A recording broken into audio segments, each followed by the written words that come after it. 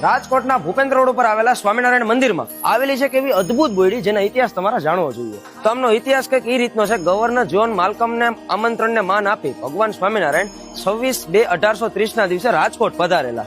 ત્યારે આ પ્રસાદીની બોયડીની બાજુમાં ભગવાન સ્વામિનારાયણ સભા કરીને બિરાજમાન હતા.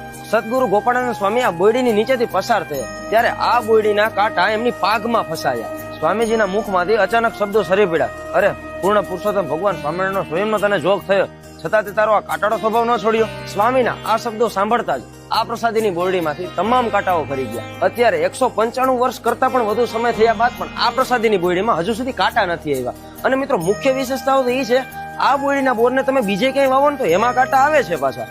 ખરેખર વિજ્ઞાનના તથ્ય અને ધર્મના રહસ્યને અચંબો ઉપજાવી દે ને એવી છે આ બોરડી. એટલે જ આપણા ભારત સરકારે આ પ્રસાદીને બોરડીને હેરિટેજ ટ્રી તરીકે જાહેર કરેલ છે. અને જો મિત્રો તમારા ઘરની આજુબાજુમાં પણ આવી કઈ રહસ્યમય જગ્યાઓ હોય ને તો અત્યારે જ કોમેન્ટ કરીને અમને જરૂરથી જણાવજો.